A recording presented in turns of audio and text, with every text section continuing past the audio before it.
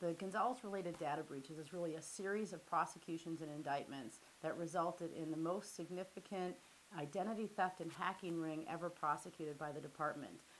Many different retailers were compromised, and over 170 million credit and debit card numbers were at risk of being stolen or were stolen.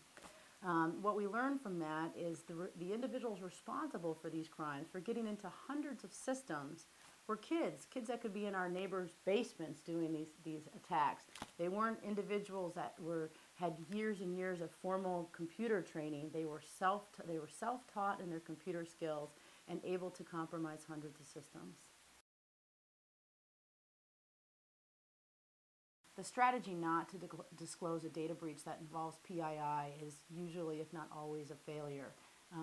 The courts and consumers want to be in a position to determine whether they should put trust in an entity if the security of that system has been compromised. They don't want the company to be making that decision. And in many respects, that's why we have now over 45 states that have enacted data breach notification statutes. Companies need to focus their efforts on all three, prevention, detection, and response. But companies traditionally have focused more on prevention, and that's where our security technologies have focused. How can we make sure criminals stay out of our systems? But we need to understand that criminals are getting around those technologies. They're getting into systems. So as a result, we need to focus our efforts more on detecting them and preventing them once they're in our systems from getting data out of our systems. And of course, responding appropriately if a data breach has been detected. Companies need to strike a balance between minimizing organizational risks during that first 48 hours and determining the nature and the scope of the compromise. So first with the organizational risks. In those first 48 hours, it's very key to get your team, your incident response team, together to the table and have a very purposeful, determined, carefully crafted way of responding in a crisis mode. And key here is going to be involving the public relations department and ensuring that whatever is said about the compromise is true, is accurate. Words cannot be detracted, it cannot be retracted, and customers remember what is said, regulators will remember what's said. Now on the detection side of it, in understanding the nature and the scope of the compromise, what's key is forensics has changed over time. We used to determine that a computer had been compromised, unplug it, and take it to the lab and analyze it. That's not what we should be doing today, because the key of what might have happened in the intrusion is in volatile memory most of the time. So if you unplug it, turn your computer off, the evidence might be lost forever. So what companies need to do is resist that temptation, and at a minimum, don't shut your computer down.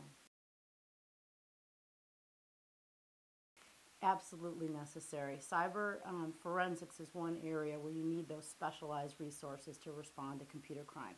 And the reason is because cyber forensic investigatory services understand where to look and how to look.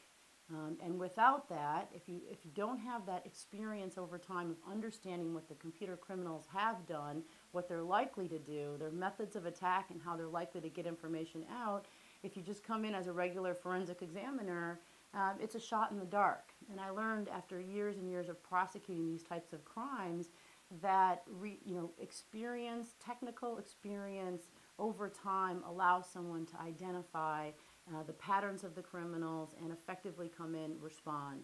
I also saw, when I was at the department looking at forensic reports, a lot of them were spot on wrong. And the reason is because without that historical knowledge of doing these types of cases, understanding the patterns and methods of cyber criminals, the examiners really don't know where to look. Companies are going to need to be focused on how to detect criminals, whether it's insiders in your company or outsiders who have gotten in. They're going to need to shorten that detection time so criminals don't have unfettered access for months and years to their systems. They're also going to need to have a very well-crafted response plan. As in the midst of new statutes that have come about, sometimes shortening the response time to 5 days to notify regulators of a compromise, there's no time in those 5 days to be unprepared.